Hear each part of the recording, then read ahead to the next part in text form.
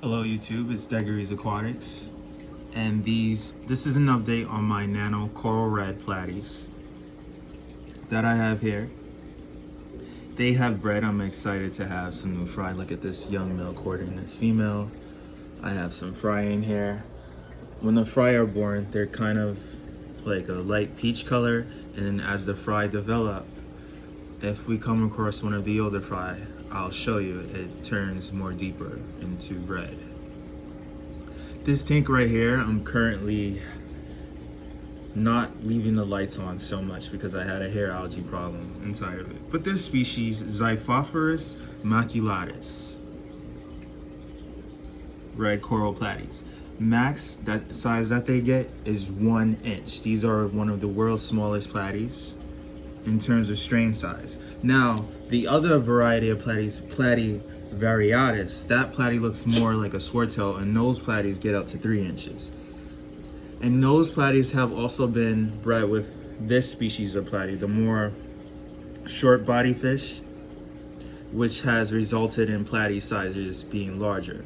But these guys, max size is 1 inch. I got these from a guy. He had a 5-gallon aquarium, and he had about, I want to say 30 of them inside of a 5-gallon. Now this tank is a 20-gallon.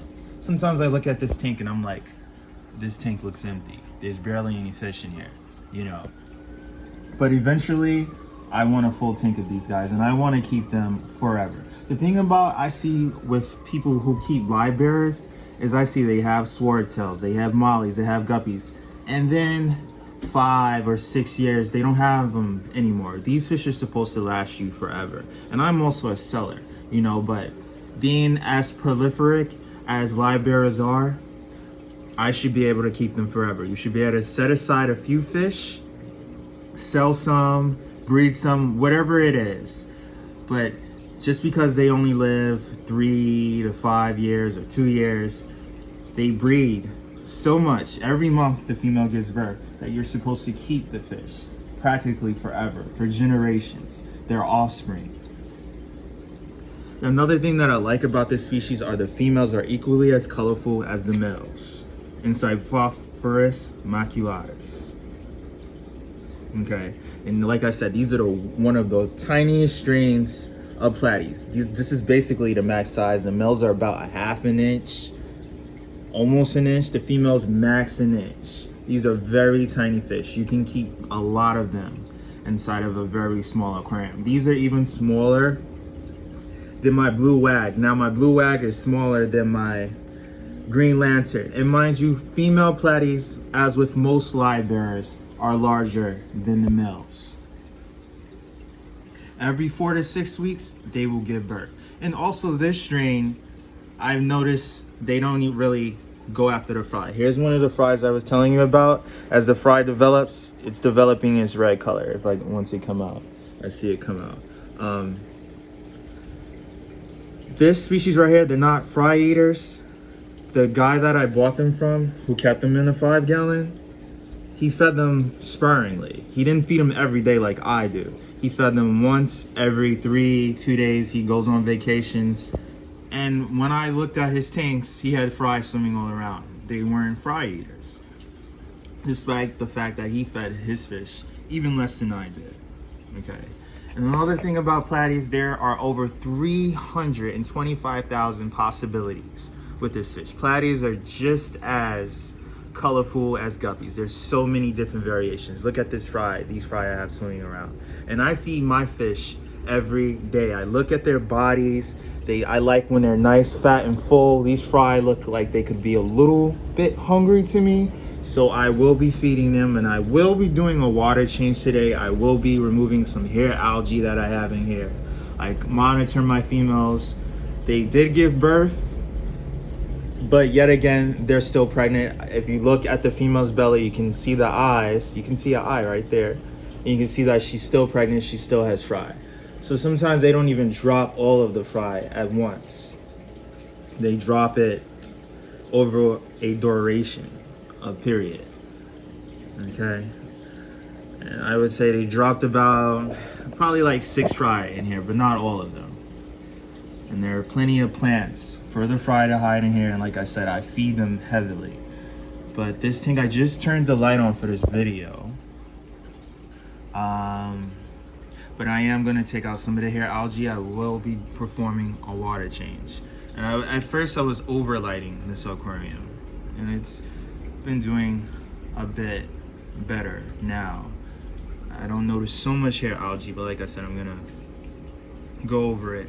One thing about these platies I noticed is they will eat weak or dying plants. They will shred them. So you see this Limnophilia, Xiphophorus Limnophilia that I have right here. I had a recent outbreak where the hair algae was on the plant and the plant was dying, and these guys were shredding the plants apart. I'm telling you, like ripping them, eating them, just destroyed the plants. So if plants are weak or dying, these fish are gonna just, you know, get rid of them, which I like because it tells you that the plant is not good. Okay. Also, these are the strain of platies that are bred with swordtails to give them their variation color. Notice you see some swordtails this color, but much larger, right? Because these fish are fully grown. So then that results in swordtails in the hobbies being smaller in size. But if you want small, colorful fish and you want to be able to keep lots of them, you get these Coral Red Dwarf Platies, which are one of the smallest strains of Platy known, and I really love it. And over time, I hope to meet some of you along the way. You can like, comment, and subscribe, and then eventually I'm gonna have a full tank of these, and then I would also like to distribute some of them to some of you. What is something else I can think of about these fish? They're not fry eaters. They're just about as big as killifish, maybe a little bigger than killifish, definitely wider than killifish. They have more width than length. They're not like bluetail goodies. If you look in my other videos, a very long, skinny fish build. These are more like short and stubby and tiny. Okay.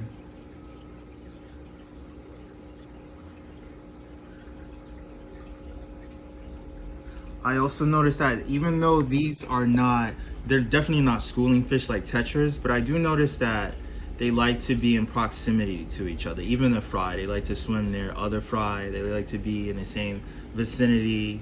You know that your fry feels safe when they swim out bowls like this guy up here.